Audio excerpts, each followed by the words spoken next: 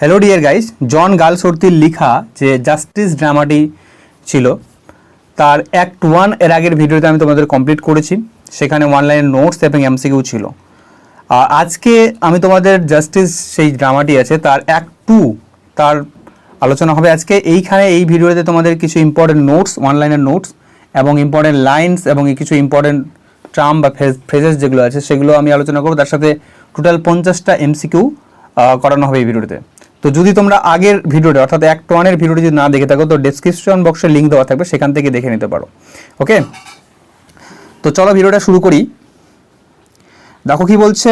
প্রথমে যদি আমরা দেখি যে ইম্পর্টেন্ট নোটসগুলোর মধ্যে দিয়ে তো act 2 text place in act 2টা কোথায় শুরু হচ্ছে? অ্যাক্ট 2টা শুরু হচ্ছে ইন আ কোর্ট রুমে শুরু হচ্ছে, আর হচ্ছে কি on a foggy October afternoon. তো মনে রাখবে অ্যাক্ট 2টা শুরু হচ্ছে, এই সেটিংগুলো দিতে পারে যে কোথায় অ্যাক্ট 1 শুরু হচ্ছে, অ্যাক্ট 2, অ্যাক্ট 3 এগুলো কোথায় শুরু হচ্ছে। তো মনে রাখবে অ্যাক্ট 2 শুরু হচ্ছে ইন আ কোর্টরুমের মধ্যে, যেখানে আচ্ছা একটা জিনিস মনে করে দেই। অ্যাক্ট 1-এ আমরা দেখেছিলাম যে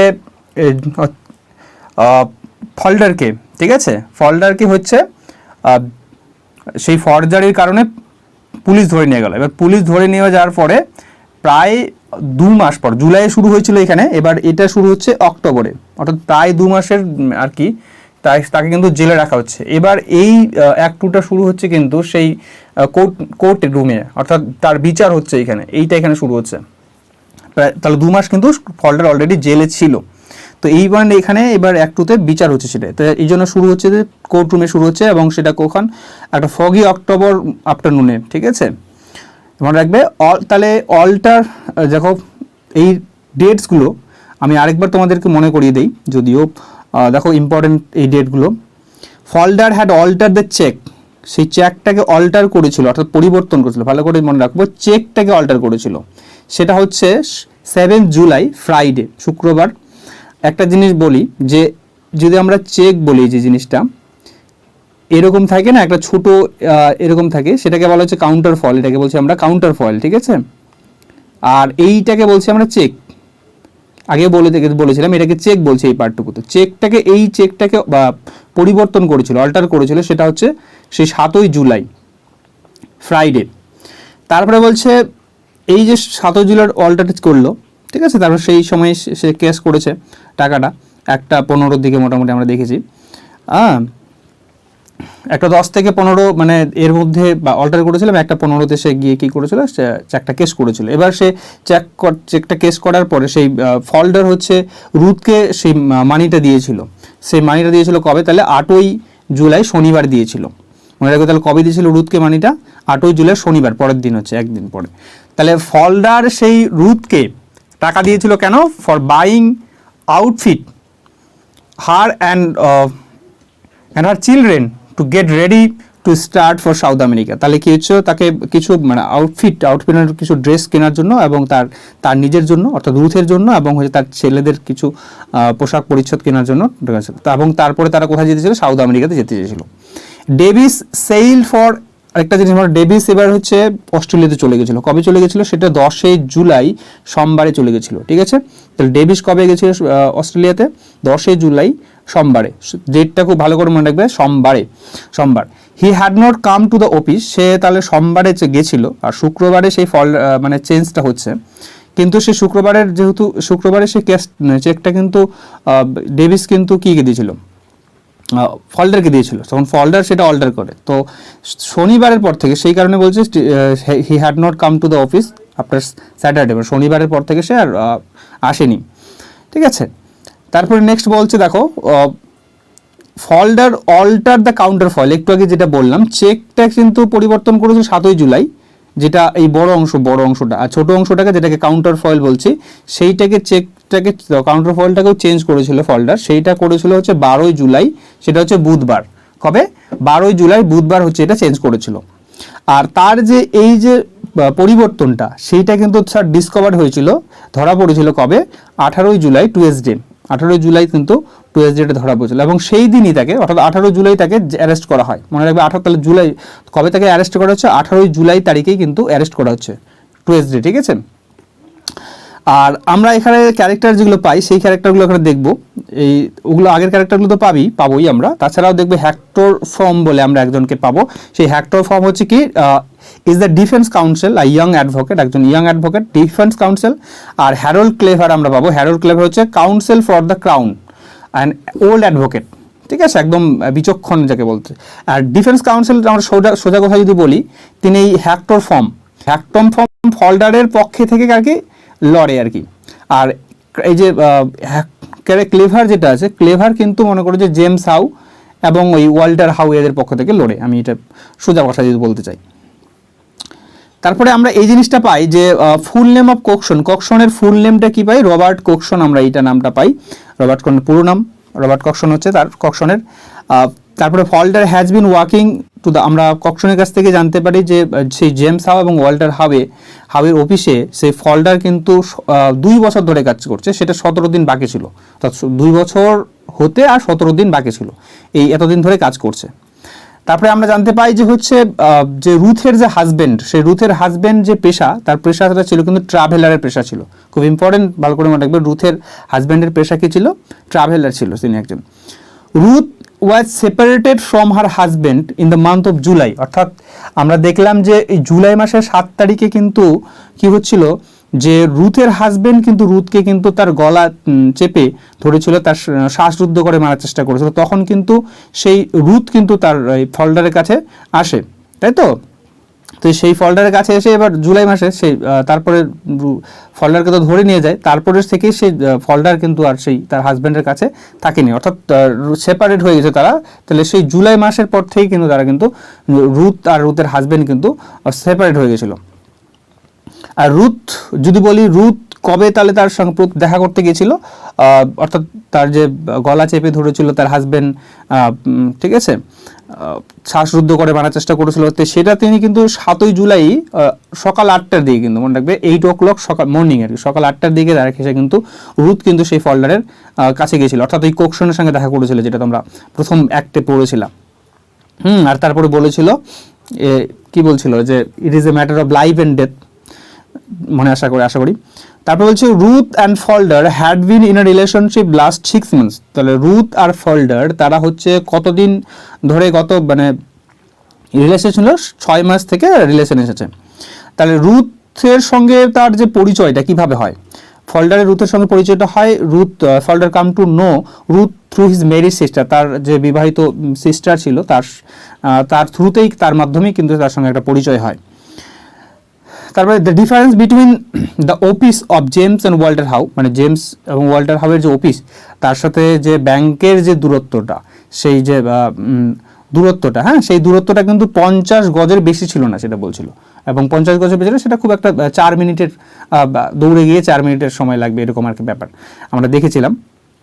এবার এই অ্যাক্ট 2তে আমরা কিছু ইম্পর্টেন্ট লাইন্সগুলো আমরা পাই, সেই ইম্পর্টেন্ট লাইন্সগুলো আমরা এখানে দেখব। এই ইম্পর্টেন্ট লাইন্সগুলো তোমরা ভালো করে একটু নজর দিবে, এটার এক্সপ্লেনেশন তোমরা একটু বই থেকে একটু পড়ে নিও। যদিও আমি পরের দিকে তোমাদের আলোচনা করেছি ইম্পর্টেন্ট লাইন্স এবং যে ইম্পর্টেন্ট যে ফ্রেজগুলো আছে সেগুলো পরের দিকে এমসিকিউ এর আকারে আলোচনা করেছি, তবুও তোমরা একবার ভালো করে বাড়িতে একবার টেক্সট বইটা দেখে এবং এক্সপ্লেনেশন দেখে পড়ে নিবে, তাহলে নিজে পড়লে সেটা দীর্ঘদিন মাথায় থাকবে। তো সেটা বলছে, দেখো এটা একটা important line, one wrong is no excuse for another, explanation এই পরের দিকে বলছে, এগুলো আছেই। The rest has followed as death follows a step to the heart or water drops if you hold up jug to empty it, এই লাইনটা important. তারপরে আরেকটা লাইন ইম্পর্টেন্ট, যেটা justice is a machine that when someone has once given in the steering push rolls on of itself. আরেকটা line important, যেটা হচ্ছে is he come to become a member of the luckless crew that man those dark will steered ships called prisons, is that we in his voyage from which so few return। ঠিক আছে, এই কয়েকটা line হচ্ছে important, এই লাইনগুলো তোমরা এক্সপ্লেনেশনগুলো ভালো করে একটু দেখে নিও। তাছাড়া আরও কিছু ওয়ার্ডস বলতে পারো বা ফ্রেজ টার্মস যা বলো, এইগুলো কিছু ইম্পর্টেন্ট, এইগুলোর এক্সপ্লেনেশন তোমরা একটু ভালো করে দেখে নিও। পড়লো, ঠিক আছে, পড়লোটা আমি পরের দিকে যে আলোচনা আছে এগুলো, পয়েন্ট ব্ল্যাঙ্ক, তারপরে প্রাইম ফেসি, তারপর রোমান্টিক গ্ল্যামার, পালপেটিং লাইফ, ক্যারিওড হুইল, ভালো করে মনে রাখবা। তারপরে চ্যারিওট সেকেন্ড স্টেজ আমরা পাই যে, তারপরে থার্ড স্টেজ প্রভার্বিয়াল ওমেন, ভালো করে দেখবে এটা। তারপরে অ্যাপ ইনিশিও, ঠিক আছে, ল্যাটিন একটা টার্ম। তো এই জিনিসগুলো, এই টার্মগুলো বা ফ্রেজগুলো তোমরা একটু ভালো করে এর এক্সপ্রেশনগুলো দেখবে। নেক্সট এবারে আসছি আমরা এমসিকিউ এ। টোটাল 50টা এমসিকিউ আছে। দেখো চলো শুরু করি আজকের এমসিকিউগুলো। তাহলে আমরা যারা একটু আগে দেখলে যে ওয়ার্নাল নোটসগুলো, তারা অনেকটা তাদের সুবিধা হবে এই উত্তরগুলো দিতে, আশা করি তোমরা জানো। বলছে act two justice takes place in, অর্থাৎ শুরু হয় কোথায়, শুরু হয় inside the prison, in the office room of James and Walter How, in the house of Falder, in the court room. তাহলে আমরা অ্যাক্ট টুটা দেখলাম যে অ্যাক্ট টুটা শুরু হচ্ছে কোথায়, ইন দ্য কোর্ট রুমে, অপশন ডি হয়ে যাবে তাহলে। নেক্সট বলছে দ্য নেম অফ দ্য জাজ in the court where the Falder undergoes the trial is, যে যেখানে সেই ফল্ডারের বিচার হচ্ছিল, সেই বিচার হচ্ছিল সেইখানে জাজটা কে ছিল, জাজটার নাম ছিল Hector from, Harold Clever, Justice Floyd আর এডওয়ার্ড ক্লেমেন্ট। তো আমরা দেখবে জাস্টিস নামটাই আছে, তাই না, তো বিচার করছে জাজ, তো জাস্টিস ফ্লয়েড মনে রাখবে নামটা, যদিও আমরা জাজ বলে উল্লেখ পাই, তার নাম হচ্ছে জাস্টিস ফ্লয়েড। 3 নম্বর বলছে Hector Frome is the, Hector Frome আমরা কি দেখলাম যে defence council for the crown, মানে কি one of the jury members Falder's friend. তো হেক্টর ফর্ম হচ্ছে কে, হেক্টর ফর্ম ছিল কে, আমরা বললাম যে সে তিনি কিনি যদি বলতে চাই সোজা কথায়, তিনি কিন্তু ফল্ডারের হয়ে তিনি কিন্তু ছিলেন আর কি, তাই না, তাহলে ডিফেন্স কাউন্সিল ছিলেন, ঠিক আছে। 4 নম্বর দেখো Harold Cleaver is the, Harold Cleaver কে ছিলেন, একদম defence council for the crown, one of the jury members prison warder. তো হ্যারোল্ড ক্লেভার ছিলেন হচ্ছে কাউন্সিল ফর দ্য ক্রাউন, অর্থাৎ সোজা কথায় বলতে গেলে জেমস হাউ এবং ওয়াল্টার হাউয়ের এদের মানে এদের কিন্তু কাউন্সিল ছিল, অপশন কিন্তু বি হয়ে যাবে। Next Falder alter the cheque on, একটু আগেই বললাম যে ফল্ডার কিন্তু চেকটাকে অল্টার করেছিল কবে, 7 জুলাই, 9 জুলাই, 11 সেপ্টেম্বর নাকি 10 অগস্ট। তো অপশন কি হয়ে যাবে, এ নাম্বার অপশন, কিন্তু তিনি কিন্তু 7 জুলাই ফ্রাইডেতে কিন্তু সেই চেকটা অল্টার করেছিল। The Discovery of the forgery was made on, সেই যে ফর্জারিটা সেটা ডিসকভারি হয়েছিল কবে, 10 জুলাই থার্সডে, তারপরে 11 জুলাই, 18 জুলাই নাকি হচ্ছে 17 জুলাই। তো সেটা কি হচ্ছে 18 তারিখে কিন্তু সেটা কিন্তু তার ডিসকভারি হয়েছিল, তাই না, অপশন কিন্তু সি, এবং 2 ডে সেই বারটাও মনে রাখবে, ঠিক আছে। 7 নম্বর বলছে ফল্ডার ওয়াজ অ্যারেস্টেড অন, ফল্ডার অ্যারেস্টেড করা হয়েছিল কবে, সেই 18 তারিখে কিন্তু অ্যারেস্টেড করা হয়েছিল, তাই অর্থাৎ কি হয়ে যাবে 18 জুলাই, টুয়েসডে, অপশন কিন্তু এ। নেক্সট হচ্ছে 8 নম্বর বলছে trial of Falder took place in, সেই ট্রায়ালটা হচ্ছে অর্থাৎ বিচারটাকে করা হচ্ছিল কোন মাসে, অগাস্ট, জুলাই, অক্টোবর, সেপ্টেম্বর। তো সেটা কি হচ্ছে আমরা দেখলাম যে এটা হচ্ছে অক্টোবর, ঠিক আছে, অক্টোবর, অপশন কিন্তু সি। তাহলে জুলাই কিন্তু খেয়াল করো, জুলাই কিন্তু সেই নাটকটা শুরু হলো, তারপরে জুলাই, অগাস্ট, সেপ্টেম্বর বাদ, ঠিক আছে, অক্টোবরে হচ্ছে সেটা কিন্তু শুরু হচ্ছে, তাই না। তারপরে হচ্ছে আমরা এইখানে একটা টার্ম পাই যেটা হচ্ছে সেই কোর্টের মধ্যে আসার্স বলে একজন পাই, আসার্স বলতে কাকে বলা হচ্ছে term, officers or servants acting as door keepers in court, ushering servants, officers for pleading, welcomers. তো আমরা আসার্স বলতে হচ্ছে যারা যে অর্থাৎ ডোর কিপার্স যারা কোর্টে এসে থাকে, ঠিক আছে, দারোয়ান বলতে পারিস, সেই তাদেরকে বলা হচ্ছে আসার্স, অপশন কিন্তু এ হয়ে যাবে। ফল্ডার ওয়াজ, এর আগেও আমরা এর অ্যাক্ট 1 পার্ট 1 এর আগের ভিডিওতে করেছি, ফল্ডার কত বয়স ছিল, ফল্ডার হচ্ছে বলে দিলাম তো সি 23 বছর। দেখো আমি এই কারণে এটা রেখেছি যেহেতু এই পার্টেও আছে, এবং এটা আবার এটা ইম্পর্টেন্ট, এবং বারবার তোমরা যদি দেখো তাহলে মনে পড়ে যাবে, সেটা আর ভুলবে না নেক্সট, এই জন্য জাস্ট কয়েকটা আমি বারবার করে দেওয়া আছে। রুথ হানিওয়েলের বয়স কত হচ্ছে, 25, তারপরে 27, 26 নাকি 22। রুথ হানিওয়েলের বয়স ছিল কত, সি নাম্বার 26 বছর বয়স, তার থেকে অর্থাৎ ফল্ডারের থেকে হচ্ছে 3 বছরের বড়। রুথ হ্যাজ কটা তার চিলড্রেন ছিল, চিলড্রেন ছিল কত, উইথ হার প্রেজেন্ট হাজবেন্ড 1, 2, 3 নাকি she does not have no children at all. তো তার কটা ছেলে ছিল, তার আমরা দেখেছিলাম যে 2টো চিলড্রেন ছিল, তাই না, বি নাম্বার অপশন। নেক্সট বলছে Ruth and Falder intended to go, Ruth আর ফেল্ডার কোথায় যেতে চেয়েছিল, North America, South America, South Asia, South Korea. তো তারা কিন্তু অপশন কি হয়ে যাবে, অপশন হচ্ছে বি, সাউথ আমেরিকাতে তারা কিন্তু যেতে চেয়েছিল। রুথ আর ফল্ডার তারা কিন্তু ফল্ডার গেভ রুথ মানি অন, কত তারিখে দিয়েছিল ফল্ডার রুথকে, বলেছিলাম যে ফর্জারিটা গুলো তার পরের দিন, অর্থাৎ কবে হবে 7 জুলাই, 8 জুলাই, 9 জুলাই নাকি 10 জুলাই। তো অপশন কি হয়ে যায় বলো? 8 জুলাই, অপশন বি কিন্তু 8 জুলাই স্যাটারডেতে কিন্তু। আর ফর্জারিটা হলো কয় তারিখে? 7 তারিখে সে অল্টার করলো চেঞ্জ, তারপরে কিন্তু সে 8 তারিখে কিন্তু টাকাটা সে দিয়েছিল, অপশন কিন্তু বি।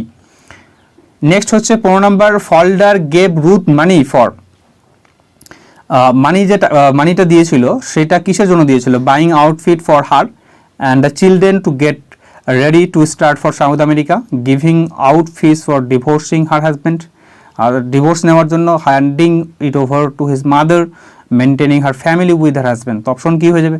তার ছেলেদেরকে কি হচ্ছে আউটফিট পোশাক করার জন্য, পোশাক এবং তার নিজের এবং তার ছেলেদের সন্তানদের চিলড্রেনদের হচ্ছে নেওয়ার জন্য, এবং হচ্ছে কি সাউথ আমেরিকাতে যাওয়ার জন্য। তো অপশন কী হয়ে যাবে? এটার এ হয়ে যাবে। রুথ 16 নম্বর বলছে, Ruth and Falder has been in relationship for past কত সময় ধরে ছিল? 1 ইয়ার, 2 ইয়ার, 6 মান্থস নাকি 9 মান্থস? অপশন কি হয়ে যাবে? 6 মান্থস ছিল, অপশন কিন্তু সি। নেক্সট হচ্ছে Falder got familiarity with Ruth through, কিসের মাধ্যমে ফ্যামিলিয়ারিটি হয়েছিল, পরিচিত হয়েছিল সে? সুইডেল, ডেভিস, কোকসন নাকি হিজ ম্যারিড সিস্টার? তো অপশন কি হয়ে যাবে? ডি, তার ম্যারিড সিস্টারের মাধ্যমে তার কিন্তু পরিচিত হয়েছিল। তোমাদের কতগুলো ঠিক হচ্ছে অবশ্যই কমেন্টে জানিও, ঠিক আছে? আর ভিডিওটা যদি ভালো লেগে থাকে অবশ্যই লাইক করে দিও, কারণ তোমাদের লাইক কমেন্ট আমাকে প্রচণ্ড ইন্সপায়ার করে নেক্সট ভিডিওগুলো তাড়াতাড়ি আনতে। আর যদি লাইক কমেন্ট না করো তাহলে মনে হয় যে ভিডিওটা আরও একটু দেরি করে বানাই, ঠিক আছে? তো তোমাদের লাইক কমেন্ট খুবই ইন্সপায়ার করে আমাকে, তো তাই করে দিও, সেটাই করে দিও। তো থ্যাংক ইউ ফর, আর কি বলবো, আর হচ্ছে শেয়ার করে দিও বন্ধুর মাঝে, নতুন কেউ যদি থাকে তার মধ্যে শেয়ার করে দিও। চলো হচ্ছে, Ruth was separated from her husband in the month of, হচ্ছে কবে থেকে সে সেপারেট ছিল? মে, জুন, জুলাই নাকি অগস্ট? তার কিন্তু সে কিন্তু জুলাই থেকে কিন্তু কী ছিল? সেপারেট ছিল কিন্তু। নেক্সট হচ্ছে, Ruth is unable to get a divorce from her cruel husband because, divorce unable. তো রুথ কিন্তু তার, ভালো করে দেখো জিনিসটা, রুথ কিন্তু তার হাজব্যান্ডের কাছ থেকে কিন্তু ডিভোর্স নিতে কিন্তু পারেননি। কেন পারেনি? তা হচ্ছে ill treat of a husband was not enough to get a divorce, her husband was a powerful person, her husband was economically sound while she herself was financially হচ্ছে ভেরি উইক। ডি নাম্বার হচ্ছে ANC। তো আচ্ছা, এখানে একটা লিখতে হতো, লিখলে ভালো হতো, আমি লেখাটা ভুলে গেছি যদিও, তো বলে রাখি যদিও 1925 সালের আগে আর কি, হ্যাঁ 1925 সালের আগে ইংল্যান্ডে একটা, গ্রেট ব্রিটেনে একটা নিয়ম ছিল যে হচ্ছে যে যদি ডিভোর্স নিতে চায় একটা মেয়ে, তাহলে তাকে প্রমাণ করতে হবে যে তার হাজব্যান্ড কোনো অ্যাডাল্টারি, মানে তার অ্যাডাল্টারি কোনো একটা দোষ আছে, যেমন হতে পারে তার অন্য মেয়ের সঙ্গে একটা রিলেশনের সাথে সম্পর্ক আছে, সেটা দেখাতে হয়তো, সেটা প্রমাণ করতে হতে পারে এটা, এবং হচ্ছে তার সাথে ইল ট্রিট করে, অর্থাৎ খারাপ ব্যবহার করে। 1925 সালের আগে এইটা। এবার 1925 সাল থেকে কি করা হয় যে কোনো এক, অর্থাৎ যদি তাকে অ্যাডাল্টারি যদি কোনো একটা সমস্যা থাকে, অর্থাৎ যদি অন্য কোনো মহিলার সাথে রিলেশন থাকে, তাহলে সে কিন্তু ডিভোর্স নিতে পারবে। কিন্তু যেহেতু হচ্ছে এইটা তো 1910 সালের মানে দিকে এই ড্রামাটা লেখা, তাই না? 1925 সালে যেহেতু আগে হচ্ছে 1910 সালের দিকে মোটামুটি লেখা। তো এই যে রুথ কিন্তু সেটা হচ্ছে হাজব্যান্ডের কাছে ডিভোর্স নিতে পারেনি। তার কারণ কিন্তু যার হাজব্যান্ডের কিন্তু মানে যে অ্যাডাল্টারি যে তার একটা যে দোষ ছিল সেটা কিন্তু ছিল না, অর্থাৎ অন্য মহিলার সঙ্গে সম্পর্ক ছিল, এটা দোষ ছিল না, তাকে মিসবিহেভ মতো করতো। কিন্তু যেহেতু এই অ্যাডাল্টারি যেহেতু প্রবলেম না থাকার কারণে সেই কারণে কিন্তু সে ডিভোর্সটা নিতে পারেনি। তো অপশন কি হয়ে যাবে এটা?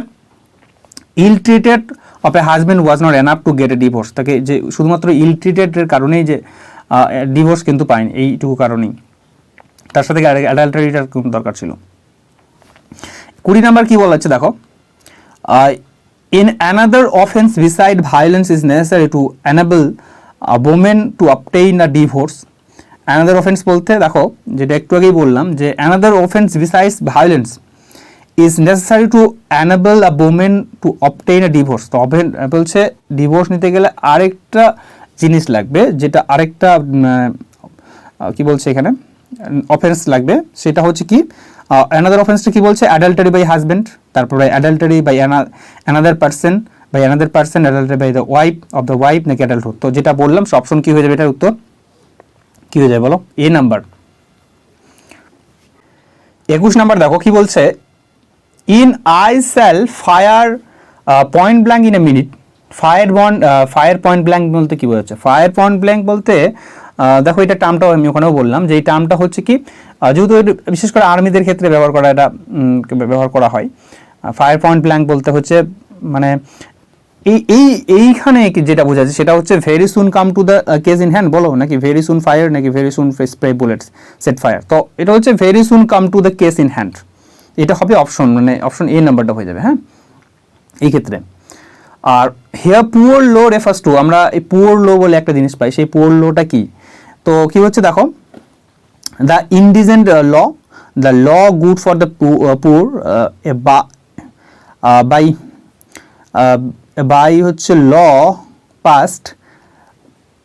Past in 1601, each parish was provide for its aged poor and pauper people, law being a poor basis। তো এই পুয়ার লোটা হচ্ছে কি যে গ্রেট ব্রিটেনের 1601 সালে যে সেই সময় কি হয় যে বিশ্বযুদ্ধের আগে পর্যন্ত এটা করা হয়েছে, দ্বিতীয় বিশ্বযুদ্ধের আগে পর্যন্ত, যে পেরিসদেরকে হচ্ছে কি হচ্ছে প্রত্যেকটা পেরিসকে কি করতে হতো, যে যারা হচ্ছে বুড়ো বৃদ্ধ গরিব লোক আছে, অর্থাৎ পিউপার মানে হচ্ছে মানে কাঙ্গাল বলতো আর কি, যাদের এত খুবই অবস্থা সিচুয়েশন মানে আর্থিক দিক থেকে খারাপ অবস্থা, অর্থাৎ শিশুদের যারা থাকে আর কি, তাদেরকে কি করতে হবে, তাদেরকে কিন্তু ওই কিছু ট্যাক্স, তাদেরকে হয়তো ট্যাক্স দিতে হতো, প্রদান করতে হতো, কিছু টাকা পয়সা হয়তো দিতে হতো। তো এই জিনিসটাকে বলা হচ্ছে পুয়ার ল বলা হচ্ছে।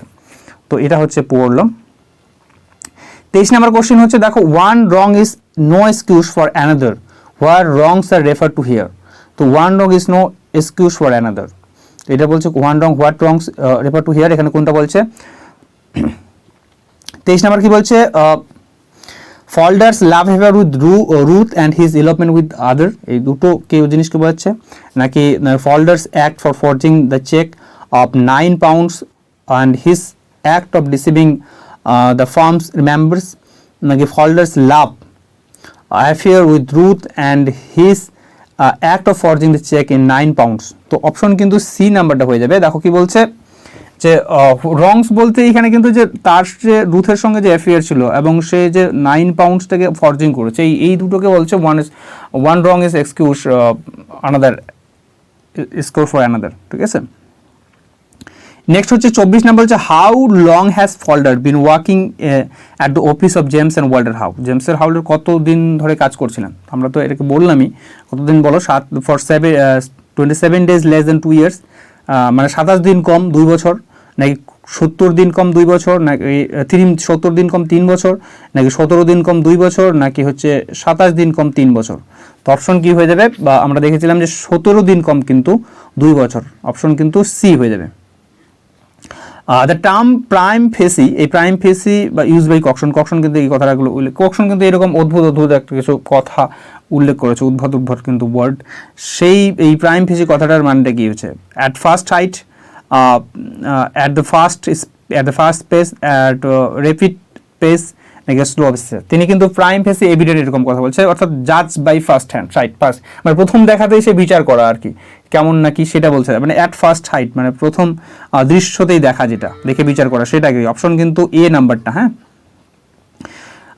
26 নাম্বার কি বলছে, by profession Ruth's husband is and, রুথের হাজব্যান্ড কিন্তু কে ছিল, amuser, sportsman, navigator, traveller, dealer wine. তো উনি কিন্তু ছিলেন একজন কিন্তু সি নাম্বার ট্রাভেলার ছিলেন। 27 number, the main point Frome upheld to save Falder in the court was, main point Falder Frome হচ্ছে upheld to save Falder in court was, Falder কি করেছিল, did forgery the check to save his own family, like Falder did the forgery because of temporary insanity, Ruth's helpless condition provoke করেছিল তাকে, প্রলুব্ধ করা মানে উৎসাহ করা আর কি, Falder to commit the crime, both B and C। তো option কি হয়েছে দেখো, ফ্রমের মতে আর কি, ফ্রমের মতে এই যে ফর্জারিটা যে করলো, মেন কি কারণে ফর্জারিটা ফল্ডার করলো, তো কি হয়ে যাবে, তিনি একটা নিজের প্রেমিকাকে বাঁচাতে? অবশ্যই না। দেখো ফরজারি করেছিল তার টেম্পোরারি ইনসেনিটির কারণে, হ্যাঁ। আর কি করেছিল যে রুথ কিন্তু তাকে প্রভোগ করেছিল, রুথের যে কন্ডিশন, হেল্পলেস কন্ডিশন, অসহায় যে অবস্থা সেটা। তাহলে অপশন কিন্তু ডি নাম্বারটা, বি অ্যান্ড সি হয়ে যাচ্ছে, অপশন কিন্তু D. Here the romantic glamour refers to, romantic glamour বলতে কি বলছে, false and light colour, romantic love, romantic splendour, romantic heroism, romantic fervour. তো কি হচ্ছে, এটা উত্তর হয়ে যাবে কিন্তু রোমান্টিক, এ নাম্বার খুবই ইম্পর্টেন্ট। কিন্তু রোমান্টিক গ্ল্যামার বলতে কি বোঝাচ্ছে, false and light colour in romantic love. Here the palpitating refers to কি বলছে, throbbing life, play of passion, emotion which influence living persons, the life of which is moving, mental stimulus। Option কি হয়ে যাবে, B number, play of passion, emotion which influence living persons। Next হচ্ছে 30 number কি বলছে, according to Frome Falder would be treated as, ফর্মের মতে যে আমরা তার যে দেখলাম ফর্ম, মানে তার পক্ষ থেকে, যেহেতু ফল্ডারের পক্ষ থেকে কথা বলছিল, তো ফল্ডারকে কিসের মতো একজন ট্রিট করা উচিত, পেশেন্ট, ক্রিমিনাল, সোশ্যাল রিফর্মার নাকি ডিসিভার? তো তাকে কিন্তু একজন পেশেন্ট অর্থাৎ রোগীর মতো কিন্তু তাকে ট্রিট করা উচিত তিনি তার মতে। 31 নম্বর বলছে, in the court Frome points out that Falder does not have vicious face. তো এই ভিসিএস ফেস বলছে here what is the meaning of vicious face, যে বলছে ফর্ম কিন্তু একটা উল্লেখ করে যে ফল্ডারে কিন্তু সেই ভিসিএস ফেসটা নেই। ভিসিএস ফেস বলতে কি বোঝানো হচ্ছে, vicious face of criminal, face of a saint, face of a hero নাকি the face of a common man? তো কিন্তু তার ক্রিমিনালের মতো যে মুখ সেটা কিন্তু পাওয়া যাচ্ছে না, অপশন কিন্তু এটার কি হয়ে যাবে, এ। নেক্সট বলছে, why does Frome describe Falder as a patient rather than a criminal? ক্রিমিনালের থেকে কিন্তু একজন পেশেন্ট হিসেবে কেন তিনি উল্লেখ করছেন, বর্ণনা করছেন? Falder suffers from childhood a kind of strange disease which makes him weak and sick. Falder suffers from mental vacuity and kind of temporary insanity. Falder from his childhood and suffering from a kind of permanent insanity, নাকি A and C? তো কি হচ্ছে, কিন্তু temporary insanity কিন্তু তার মধ্যে দেখা হয়েছিল, হ্যাঁ, ভ্যাকুইটি, অপশন কিন্তু বি হয়ে যাবে। নেক্সট তারপরে আমরা দেখি হচ্ছে the phrase cage in a law. এই কেস ইন এ ল মানে হচ্ছে ল ইজ কম্পেয়ার টু লেস, লকে কিসের সঙ্গে তুলনা করা হয়েছে? দেখো দ্য কেজের সঙ্গে, দ্য সেল, দ্য নেস নাকি প্রিজনের সঙ্গে? তো হচ্ছে কেসটাকে, লটাকে তুলনা করেছে একটা খাঁচার সঙ্গে তুলনা করেছে, অর্থাৎ অপশন হচ্ছে এ, একটা খাঁচার সঙ্গে, ঠিক আছে। আর খাঁচার যে কয়েদিগুলো আছে তাদেরকে কিন্তু জেল বার্ড বলা হিসেবে সম্বোধন করা হচ্ছে। কেন জেল বার্ড বলা হচ্ছে দেখো পরের দিকে আমি আলোচনা করছি এটা। What does Frome mean by the cage of law in Justice? Cage of law বলতে কি বোঝানো হচ্ছে জাস্টিসে? Frome law is a cage, firm grip of law, the great impact of law, none of the. তো grip of law কেন হচ্ছে, দেখো কেন গ্রিপ অফ ল বলছে, দেখো আমরা যদি লটাকে কিসের সঙ্গে, কেজের সঙ্গে তুলনা করি, যেটা আমরা বললাম। আর once it has gotten a criminal within it, it will never let him be free. যদি একবার সে খাঁচার মধ্যে, অর্থাৎ সেই জেলের মধ্যে একবার যদি সে ঢুকে যায়, সে আর কখনো কিন্তু বেরোতে পারে না। কারণ আমরা এই মনির যে আমরা কয়েদিগুলো পাবো পরের দিকে, সেটা দেখবো যে সেখানে একবার যদি ফল্ডার সেখানে যদি একবার সে জেলের মধ্যে বন্দী হয়ে যায়, সে কিন্তু আর বেরোতে পারবে না। যেমন পাখিগুলো যেমন হচ্ছে খাঁচার মধ্যে বন্দী থাকে, সে আর বেরোতে পারে না। ঠিক এইটাকে বলছে ফার্ম গ্রিপ অফ ল, মানে একেবারে থাকবে, একদম আটকে থাকবে, বন্দী হয়ে থাকবে। নেক্সট হচ্ছে কি 35 নাম্বার বলছে দ্য প্লে জাস্টিস লুকড আপন অ্যাজ। এই প্লেতে হচ্ছে জাস্টিসটাকে কিসের সঙ্গে একটা লুকড আপন করা হচ্ছে, দেখা হচ্ছে? A machine, cage, a wheel নাকি র্যান? তো এটাকে একটা মেশিনের সঙ্গে তুলনা করা হচ্ছে, অপশন কি, খুবই ইম্পর্টেন্ট কিন্তু একটা কোশ্চেন। নেক্সট হচ্ছে in the phrase chariot wheels of justice, justice personified as a relentless, কিসের সঙ্গে? লিগ্যাল সিস্টেম, ডেইটি, প্রিজনার নাকি প্রিজন হাউস? তো এই জাস্টিসকে একজন পার্সনিফাই করা হয়েছে রিলেন্টলেস কিসের সঙ্গে? ডেইটি, অর্থাৎ দৈত্য বা দেবী যাই হোক বলো, অপশন কিন্তু বি হয়ে যাবে, এর সঙ্গে তুলনা করা হয়েছে। ঠিক আছে, কেন তুলনা করা হয়েছে দেখো পরের দিকে আলোচনা করেছি আমি। What is mean the chariot wheels of justice in chariot wheel of জাস্টিসে, এই জাস্টিসকে চ্যারিয়ট হুইল বলতে কি বোঝানো হয়েছে?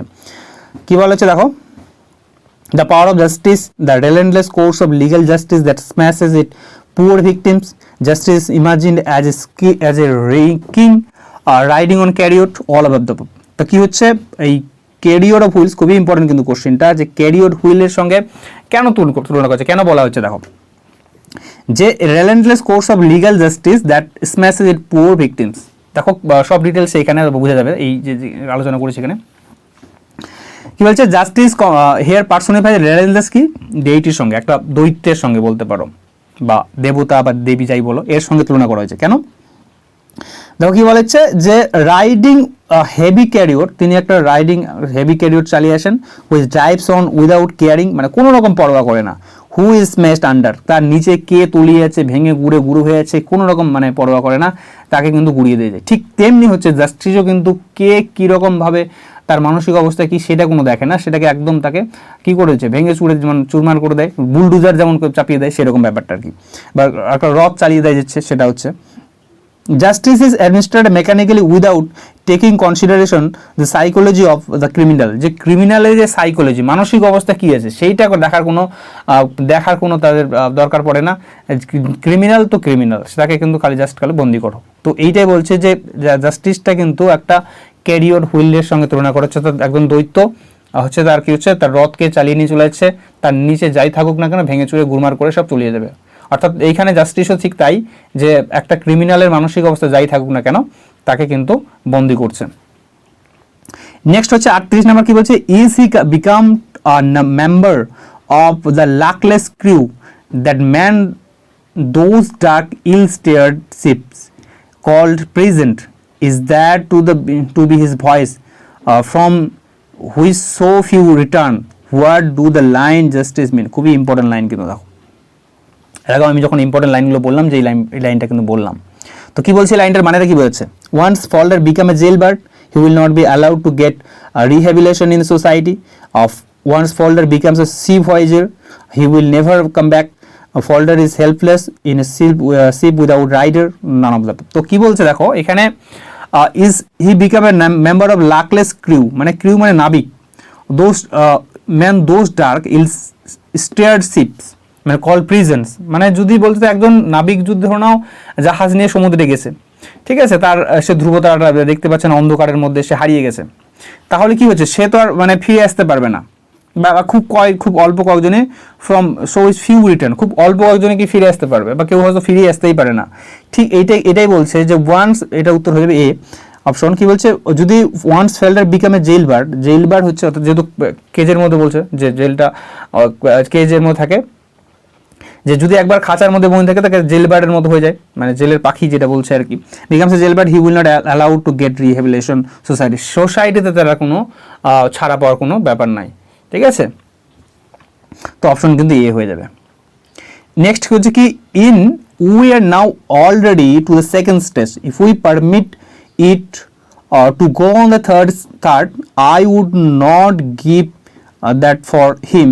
The second stage refers to, এই স্টেজগুলো কিন্তু খুবই ইম্পর্টেন্ট। সেকেন্ড স্টেজ বলতে কি হচ্ছে, the stage of forgery, the stage of mental vacuity, the actual trial of court during Falder is mentally tortured, D number বলছে ফল্ডার্স লাভ উইথ রুথ। তো 39-এর উত্তর কি হয়ে যাবে, সি নাম্বার অপশন হয়ে যাবে। কি বলছে এটা উত্তর, the actual trial of the court during which Falder is mentally tortured. Third stage বলতে কি বলছে, খুবই ইম্পর্টেন্ট। থার্ড স্টেজ রেফার্স কি বলছে, torture of imprisonment, torture inflicted upon him in the near future, the torture thrown upon Felder in jail custody, all of this। তো option কি হয়ে যাবে, এটা কিন্তু এ হয়ে যাবে, টর্চার অফ ইমপ্রিজনমেন্টের, সেটা কিন্তু থার্ড স্টেজে বলছে, তাই না। তিনি যে কিন্তু 2 মাস যে জেলে ছিলেন সেটা তো একটা মানসিকভাবে টর্চার হয়েছে, সেটাকে আমরা সেকেন্ড স্টেজ বলতে পারি। কিন্তু যখন তাকে কারাদণ্ড দিচ্ছে, একদম যাবজ্জীবন কারাদণ্ড, ইমপ্রিজনমেন্ট, বা একটা বেশ কয়েক বছরের জন্য হয়তো কারাদণ্ড দেয়, সেইটাকে থার্ড স্টেজ কথা কেন বলা হচ্ছে। The plea is uttered by Frome is, আমরা টেক্সটের একটা লাইন ভালো করে দেখবে, লাস্টের দিকে পেয়ে যাবে 1-2 এর। The plea is uttered by Frome is হচ্ছে one temporary insanity, one of the glamorous life, one of palpitating life, one of emotional life. তো এটাকে হচ্ছে প্লিজে কি বলছে, একটা ফর্মের মতো একটা টেম্পোরারি ইনসিনিটি, ঠিক আছে, অপশন কিন্তু এ হয়ে যাবে। টোটাল 50টা কোশ্চেন আছে, আর বেশি নেই, দেখো 42টা চলে এসেছি। Here the proverbial women refers to, proverbial বলছে fanatic women, glamorous women, beautiful women, influence the fascination of a women. তো এই প্রোভার্বিয়াল ওমেন, তো এটা হচ্ছে একটা ফ্রেঞ্চ মিনিং আছে, ঠিক আছে, লুক ফর দ্য ওমেন, এরকম একটা আর কি। তো এটার উত্তর হয়ে যাবে ডি নাম্বারটা, fascination, influence and fascination of women, কুখ্যাত মানে প্রভাব, মানে প্রবাদমূলক আর কি, প্রভাব মানে আমরা প্রবাদ যে বলতে পারি, প্রবাদ মানে কুখ্যাত আর কি, নাম বিখ্যাত একদম কুখ্যাত আর কি মহিলা এরকম আর কি। যাই হোক, ওটা দেখে নিবি তোমরা একটু। 3 নম্বর 43 হচ্ছে Falder spend live in prison for, দেখো কমার্শিয়াল হচ্ছে Falder spend life in prison for, কত মাসের জেল খেটেছিলেন, more then 2 months, 3 months, 4 months নাকি 5 months। তো কী হয়েছে, প্রথমত দেখো, প্রথমত তিনি কিন্তু জুলাইয়ে কিন্তু তাকে অ্যারেস্ট করা হয়েছিল, তাই না, এবং তিনি কিন্তু অক্টোবরে তার বিচার হচ্ছে। তো মোর দেন 2 months না বলে মোর দেন 2 months বলবে, সেখানে লেখা আছে, ভালো করে দেখবে যে মোর দেন 2 months, 2 মাসের বেশি। তো অপশন কিন্তু এ নাম্বারটা হয়ে যাবে, 2 months না বলে মোর দেন 2 months। আমরা এই একটা টার্ম পাই, ফেলোনি টার্মটা পাই, সেই ফেলোনি মানে কি বোঝানো হচ্ছে, সিরিয়াস অফেন্স বা তারপরে ডিমেনোর নাকি মিসডেড। তো ফেলোনি মানে সিরিয়াস অফেন্স বা সিরিয়াস ক্রাইম বলতে পারো, অপশন কিন্তু এ হয়ে যাবে। খুবই ইম্পর্টেন্ট একটা টার্ম দেখো, বলছে দ্য টার্ম অ্যাব ইনিশিও হচ্ছে মিনস কি বলছে, absent from the beginning, from the initial point, from the end. তো অপশন হয়ে যাবে বি নাম্বারটা, ফ্রম দ্য বিগিনিং, এটার মিনস হচ্ছে। 46 নাম্বার কি বলছে, দ্য হাউ ডাজ জাজ look upon the law in justice, জাজ কীরকমভাবে এই জাস্টিসটাকে দেখছে, লুক আপন করছে জাজের মতে আর কি। as a mighty machine that smashes, crushes the poor under its will, as a mighty edifice that shatters and protects all people against crime and lawlessness, as a carrier of wheels that ruins the criminals and offenders, all of that. তো এই জাজের মতো হচ্ছে কিন্তু ল হচ্ছে একটা কি, মাইটি এডিফাইস that shelters হচ্ছে and protects all people against crime থেকে এবং ললেসনেস, যারা কী করে, ক্রাইম করে এবং মানে আইনকে ভঙ্গ করে, তাদের থেকে কী হচ্ছে, জাস্টিসটা কী হচ্ছে, বিচারটাকে বাঁচাচ্ছে, তার মতে কিন্তু এই যে জাজের মতে। এবার হচ্ছে কি বলছে, এবার দেখো আমরা যদি ফর্মের মতে জাস্টিসটা কি, ফর্মের মধ্যে জাস্টিসটা হচ্ছে is অ্যাডমিনিস্ট্রেটেড mechanically without taking into consideration in the psychology of the criminal, is administered impartially taking into consideration of psychology of the criminal, is administered strictly according to the letter of the law, all of the above. তো কি হচ্ছে, এটার option কি হয়ে যাবে, option তো এ হয়ে যাবে, is administered mechanically without taking into consideration psychology of the criminal, ক্রিমিনালের কোনো সাইকোলজি তারাই না বুঝেই কিন্তু সেটাকে কি করা হচ্ছে, তাকে বন্দি করা হচ্ছে, এরকম আর কি। 48 আমার কি বলছে, অ্যাকর্ডিং টু দ্য জাজ the law is, according to the জাজ একটু আগেই ধরলাম যে জাজের মতে লটা কি হচ্ছে একটা, এটা আমরা একটু আগে দেখলাম, অপশন কিন্তু এ, যে এ হচ্ছে ম্যাজেস্টিক এডিফাইস। নেক্সট হচ্ছে 49 নাম্বার কি বলছে, আচ্ছা চলে এসেছি লাস্ট কোশ্চেনে, what punishment was Falder awarded for forging the cheque, কি পানিশমেন্ট দেওয়া ছিল, ওয়াজ ডিক্লেয়ার্ড ইনোসেন্ট, তাকে করে দিয়েছিল, was sentence to penal servitude for 3 years, sentenced to the life imprisonment, জীবন মানে যারা কারাদণ্ড, ওয়াজ ফাইন্ড 1000 pounds, তাকে কিন্তু 3 বছরের কিন্তু কি হচ্ছিল, পেনাল তাকে সার্ভিটিউড করা হয়েছিল, অর্থাৎ 3 বছর তাকে জেলে রাখতে হবে, অপশন কিন্তু বি হয়ে যাবে, তাই না। আফটার ফল্ডার্স হুজ মানে ফল্ডার কেসটার পরে আর কি, whose case was taken up hearing in the court, তো কার কেস করা হয়েছে, জনি বোবস কেস নাকি Johnson Boyles case, John Bolster case নাকি জন বুলেস কেস। তো অপশন কি হয়ে যাবে, ডি নাম্বার, জনের কেসটার পরে কিন্তু এই ফল্ডারের কেসটার পরে কিন্তু জন বুলেস কেসটা কিন্তু কথা কিন্তু ডাক দেয়। তো আজকে এই ছিল 50টা প্রশ্ন। যদি তোমাদের ভালো লাগে তো অবশ্যই লাইক করে দিও আর বন্ধুদের মাঝে শেয়ার করে দিও। তাহলে এই পর্যন্ত, আগামীতেও ভিডিওগুলো আসতে থাকবে এরকম এসএলএসটির 9-10-এর, ঠিক আছে। তো তোমরা ভালোই সাপোর্ট করছো দেখছি, তো thank you for watching this video, okay.